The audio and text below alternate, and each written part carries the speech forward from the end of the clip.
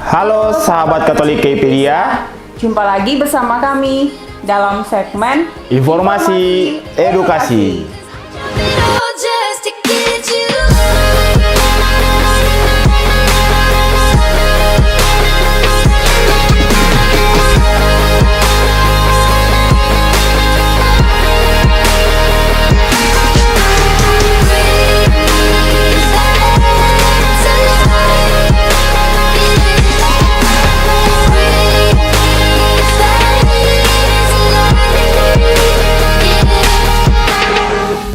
Halo, selamat malam sahabat Katolik Wikipedia. Pada saat ini saya Fani Pangki bersama rekan saya Riki Savana. Kami hadir bersama Pastor Yan Oratmangun. Selamat malam Bapak Pastor. Malam Fani, Riki. Pada kesempatan ini kami akan membahas terkait sejarah Monsinyur Yohanes Arts yang telah mengorbankan nyawanya demi umat Katolik di Tanah Kei. Baik Pastor, mungkin Pastor bisa menjelaskan kepada kami mengapa Jepang membawa Perang Dunia Kedua datang di Kei. Seperti yang kita ketahui bahwa Kei hanyalah sebuah daerah yang terpencil dan tidak dikenal baik secara ekonomi maupun politik. Iya baik, saya pikir ini pertanyaan fundamental untuk kita mengerti dan memahami kenapa sampai Monsinyur Yohanes Arts dan kawan-kawan bisa ditembak oleh tentara Jepang. Dan pertanyaan ini kita harus runut jawabannya secara historis, secara sejarah. Kita ketahui bersama bahwa di tahun 1941 Jepang menghadapi situasi krisis ekonomi yang luar biasa besar. Ketegangan dan kelaparan meluas di seluruh negeri Jepang. Dan hanya saat itu petani dan nelayan yang bisa bertahan hidup. Baik, Bapak Pastor. Kemudian kita ketahui bersama bahwa sebelum Jepang datang ke Kei, sudah ada para misionaris di Langgur. Apa yang terjadi, Pastor, dengan para misionaris tersebut? Iya, benar sekali. Jadi sebelum Jepang mendarat di Kei, di Tanah Kei jauh sebelumnya telah ada para misionaris. Nah, kita tahu dalam abad ke-19 sampai pertengahan abad ke-20, profesi yang paling populer di Eropa saat itu adalah menjadi misionaris, yaitu pergi berkarya di tanah misi, mewartakan Injil dan memenangkan jiwa-jiwa untuk Kristus. Nah, di antara para misionaris itu di Kei ada Monsinyur Yohanes Arts. Nah, siapakah itu Monsinyur Yohanes Arts? Nama lengkapnya adalah Arnold Janssens Hubert Arts MSc. Monsinyur Yohanes Arts masuk seminari di Tilburg. Di sana beliau bergabung dengan tarekat MSc pada tahun 1900 dan kemudian ditabiskan sebagai imam, sebagai pastor tahun 1905. Dia lalu menghabiskan 11 tahun misi di Filipina dan menjadi superior MSc di sana. Nah, tahun 1920 Monsinyur Arts diangkat menjadi uskup tituler Apolonia, dan pada tanggal 28 Agustus tahun 1920 dia menjadi vikaris apostolik New Guinea dan Maluku. Pada tanggal 30 November tahun 1920 Yohanes Arts ditabiskan menjadi uskup di gereja Santa Ana Tilburg oleh Monsinyur Arnold Diepen. Nah, sebelum ditugaskan ke Langgur, kita ketahui tadi Pater Yohanes Arts diutus menjadi misionaris surga Filipina tahun 1909 sampai 1920. Nah, sekarang pendaratan Jepang pada tanggal 30 Juli tahun 1942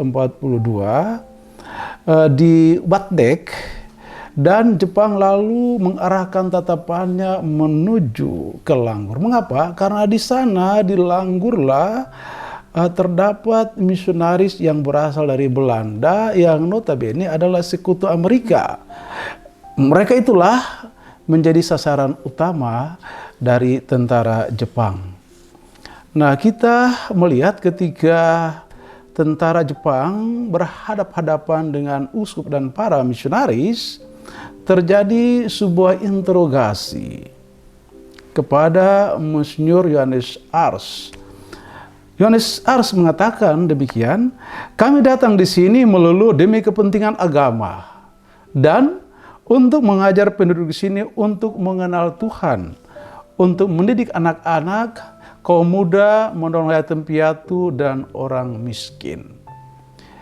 Yohanes Ars menjelaskan tentang visi pembangunannya di sini dan kedatangan dia, yaitu semata-mata sebagai misionaris dia datang untuk melayani umat setempat.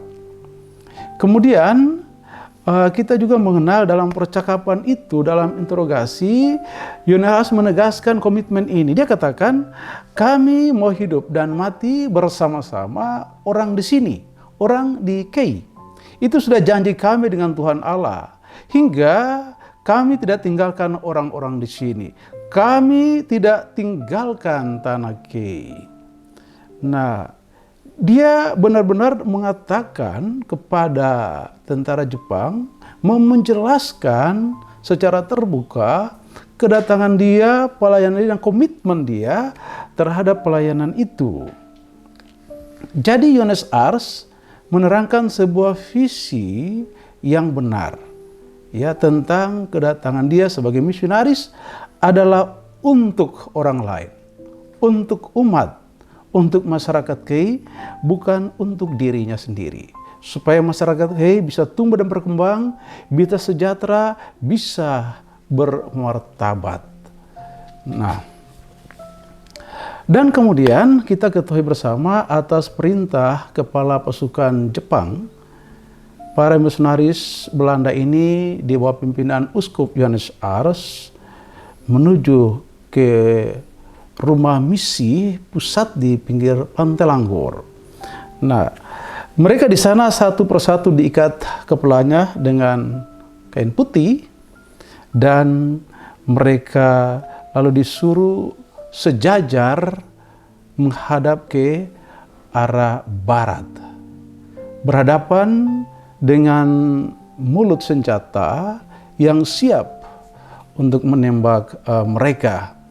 Nah, tetapi situasi dan keadaan seperti itu tidak menakutkan sedikit pun para misionaris dan Bapak Uskup Yohanes Ars. Mereka tidak menghadapi kematian dengan ketakutan, tetapi dengan sebuah keyakinan yang penuh, dengan sebuah keberanian yang luar biasa, bahwa salib Yesus harus mereka pikul. Nah, sambil membalik badan menghadap ke desa Langgur, lalu Bapak Uskup dia memberi berkat untuk tanah Langgur, untuk tanah Kei. Kemudian sesudah itu, mulailah mereka ditembak dengan senjata yang mematikan oleh Jepang, maka rebahlah Bapak Uskup dan para misionaris. Namun sebelum mereka rebah waktu ditembak itu, terucap dari mulut Pastor Burns. Dia berteriak untuk Kristus Raja kita. Dan serentak mereka semua menjawab, jadilah. Dalam sekejap tubuh-tubuh mereka yang suci, yang tak bersalah, jatuh di Pantai Langgur, membasahi, menyucikan tanah Kei dengan darah mereka yang luar biasa berharga. Jadi misionaris berarti mewartakan Kristus dan rela mati demi Kristus dan demi umat yang dia layani. Iya, Pastor. Iya. Jadi bagi saya sungguh luar biasa. Iya, benar. Yang telah dilakukan oleh Monsignor Yohanes Yohanes Ars Ars, dan kawan-kawan, kawan-kawan. iya. Mereka rela menyerahkan jiwa dan raganya, bahkan mati untuk kita umat Katolik di tanah Tanah Kei. Kei. Selanjutnya, Pastor, Iya. mungkin Pastor bisa menjelaskan kepada kami dan juga sahabat-sahabat Katolik Keipedia, Iya. apa karya-karya yang telah dibuat oleh Monsignor Yohanes Ars kepada kami di Tanah Kei ini, Pastor? Baik, terima kasih. Ini penting sekali supaya sahabat-sahabat OMK, orang muda Katolik, tidak boleh pernah lupa. Ya, kita tidak boleh lupa sejarah. Nah, Yohanes Ars melakukan banyak hal. Dan yang pertama sekali, Yohanes Ars memilih pendidikan sebagai jalan peradaban. Kita tahu 3 tahun sesudah pembaptisan pertama Maria Sakbau di Langgur, langsung saja para misionaris mendirikan pendidikan formal. Pendidikan formal ini terus dikembangkan oleh para misionaris, ya, untuk apa? Untuk mengembangkan peradaban orang Kei. Orang Kei harus cerdas, harus terampil, harus berani, harus mampu bekerja dengan benar lewat pendidikan. Jadi pendidikan adalah jalan peradaban bagi para misionaris, bagi para misionaris yang bekerja di sini, khususnya bagi Monsinyur Yohanes Ars. Yang kedua, Monsinyur Yohanes Ars juga melakukan pemberdayaan masyarakat. Ya, di samping melalui sekolah-sekolah, dia mengembangkan orang-orang Kei, orang-orang Tanimbar, supaya menjadi guru yang terampil, agar mampu memanusiawikan manusia yang lain. Mereka diutus ke Papua, ke Tanimbar, ke macam-macam tempat. Untuk apa? Untuk mewartakan Kristus. Untuk mendidik orang-orang setempat, supaya orang-orang setempat itu bisa tumbuh, berkembang, sejahtera, dan bermartabat, memiliki peradaban yang maju lewat pendidikan. Kemudian Yohanes Ars, dia mendirikan pula rumah sakit yang saat ini kita tahu, Rumah Sakit Hati Kudus Yesus. Ya, Rumah Sakit Hati Kudus Yesus itu menjadi rumah sakit kebanggaan kita di Tanah Kei, didirikan oleh Monsinyur Yohanes Ars sebagai sarana pemberdayaan kesehatan. Di samping itu kita pula tahu Yohanes Ars dia mendirikan 2 tarekat pribumi.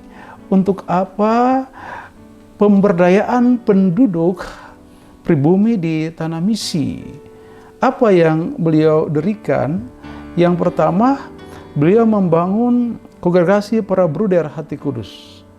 Tanggal 5 September 1926, kemudian bergabung dengan tarekat MSC tahun 1963. Ya, jadi ada bruder-bruder diocesan yang beliau dirikan, lalu kemudian di tahun 1963 bergabung dengan tarekat MSC. Kemudian Yohanes Ars juga membangun dan memberikan tarekat Suster Maria Medriatis pada tanggal 1 Mei 1927. Dan sekarang tarekat Maria Medriatis yang kita sebut TMM mulai berkembang pesat. Dari Tanah Kei sudah berkembang sampai ke Ambon, ke Jawa, ke Papua, ke macam-macam tempat. Itu didirikan oleh Monsinyur Yohanes Ars. Yohanes Ars juga membangun sebuah kekuatan kelompok yang kuat dari kaum awam yang kita sebut apostolat. Tahun 1927, Yohanes Ars dia membangun apostolat di Tanah Kei yang begitu cepat menyebar. Untuk apa? Memperkuat basis iman umat pada ranah yang paling bawah, yaitu keluarga. Semua keluarga Kei harus memiliki kekuatan iman lewat apa? Hati Kudus Yesus. Dia menyebarkan itu dengan luar biasa, sehingga apostolat sampai saat ini tumbuh dan berkembang di mana-mana. Oke, baik sahabat Katolik Wikipedia. Tentu kita semua ingin tahu, dari sekian banyak karya nyata yang telah dilakukan oleh Monsinyur Yohanes Ars, ya. Kira-kira, Pastor, apa yang dapat kita simpulkan tentang sosok Monsinyur Yohanes Ars? Yang pertama sekali saya harus katakan bahwa Monsignor Yohanes Ars adalah pahlawan peradaban bagi bangsa K. Tewasnya Yohanes Ars dan kawan-kawan telah membangkitkan sebuah peradaban baru di mana pendidikan maju begitu pesat di tanah K. Yang kedua, Yohanes Ars adalah martir di tanah K. Nah, dari perspektif kemartiran, ada dua hal yang kita harus lihat. Monsignor Yohanes Ars dan kawan-kawan adalah korban Perang Dunia Kedua dan invasi tentara Jepang di Kepulauan K. Yang kedua, kita harus juga melihat bahwa pengorbanan diri dari Monsignor Yohanes Ars merupakan konsekuensi dari kesetiaannya dan dari komitmennya menjalankan tugas, yaitu mencintai Tuhan dan masyarakat K. Nah, dari perspektif Perang Dunia Kedua, bagaimana kita bisa melihat itu? Kita harus mengatakan bahwa tewasnya Monsignor Yohanes Ars dan kawan-kawan merupakan bagian dari perang yang sudah dimulai oleh serangan pasukan Jepang pada tanggal 7 Desember tahun 1942 terhadap pangkalan Angkatan Laut Amerika Serikat di Pearl Harbor, Hawaii. Nah, Yohanes Ars yakin saat itu bahwa bangsa Jepang adalah bangsa yang beradab. Tetapi kemudian dalam kenyataannya kita menyaksikan Yohanes Ars dan kawan-kawan akhirnya ditembak mati. Dari perspektif kesaksian iman, kita membaca Pater Bedox mencatat bahwa Kempa Falk telah mendesak Monsignor Yohanes Ars untuk mengungsi ke Australia bersama dengan para misionaris. Namun Yohanes Ars dia memberikan pilihan. Dia memilih dan menegaskan untuk tetap tinggal di tanah K. Dia tidak mau meninggalkan umatnya. Dan para misionaris yang lain pun mengambil keputusan pilihan yang sama, itu tinggal di tanah K dan rela mati demi Kristus dan demi umat serta masyarakat di tanah K. Nah, tewasnya Yohanes Ars dan kawan-kawan ini memperlihatkan kepada kita sebuah komitmen yang luar biasa, kesetiaan yang luar biasa kepada Tuhan dan kepada umat dan masyarakat bangsa K. Inilah kesaksian iman yang Monsignor Yohanes Ars dan kawan-kawan tunjukkan kepada kita, kepada dunia. Nanti kemudian dalam waktu yang berjalan, setelah tewasnya Yohanes Ars dan kawan-kawan, para misionaris yang lolos kemudian datang lagi dan membangun tanah K yang kita alami, kita nikmati sampai saat ini. Baik, terima kasih Pastor atas penjelasan yang begitu luar biasa. Selanjutnya, pesan-pesan apa yang bisa diambil oleh sahabat-sahabat Katolik Kpedia tentang perjalanan dari Monsignor Yohanes Ars dan kawan-kawan sampai pada pengorbanan untuk tanah K ini, Pastor? Baik, terima kasih. Saya pikir inilah pertanyaan yang luar biasa, yang bagus, yang relevan, aktual dengan situasi kita orang muda Katolik saat ini. Nah, yang pertama saya tertarik dengan apa yang dikatakan oleh Monsignor Yohanes Ars ketika diinterogasi. Kami mau hidup dan mati bersama-sama orang di sini. Itu sudah janji kami dengan Tuhan Allah. Hingga kami tidak tinggalkan orang-orang di sini. Kami tidak tinggalkan tanah Kei. Dia menyatakan sebuah komitmen luar biasa bahwa dia datang sini untuk menyerahkan seluruh jiwa raganya bagi umat yang dia layani. Kecintaan yang luar biasa sekali yang ada pada Monsignor Ars. Yang kedua, saya tertarik pula dengan kata-kata Yohanes Ars. Dia katakan, saya tak pernah akan meninggalkan mereka di sini. Maksudnya apa? Yohanes Ars dia menunjukkan kesetiaan. Di samping dia komitmen dengan tugas-tugasnya, dia menunjukkan kesetiaan yang luar biasa. Dia tidak mau meninggalkan masyarakat Kei, dia tidak mau meninggalkan umatnya yang dia layani. Nah, dan yang ketiga, Yohanes Ars dia rela berkorban.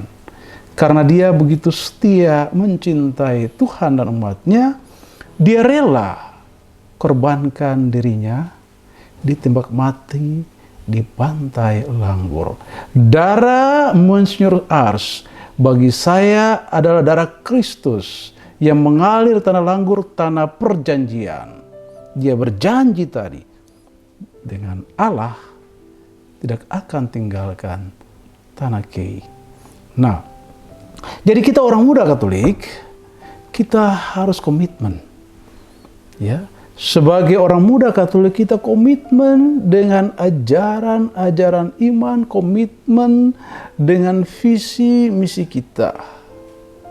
Sebagai orang muda Katolik, kita harus menunjukkan kesetiaan kita. Kesetiaan kita kepada gereja. Kesetiaan kita kepada iman. Kesetiaan kita kepada tugas-tugas kita. Kita harus setia. Dan sebagai orang muda Katolik, kita harus berkorban. Spiritualitas pengorbanan ini yang luar biasa yang mau ditunjukkan Yohanes Ars kepada kita. Yohanes Ars, dia telah mengorbankan jiwa dan raganya. Mati di tanah Langgur, darahnya membasuh tanah Kei demi cinta dia kepada Tuhan, kepada umatnya. Nah, semangat pengorbanan ini harus ada. Karena kita ada bukan untuk diri kita.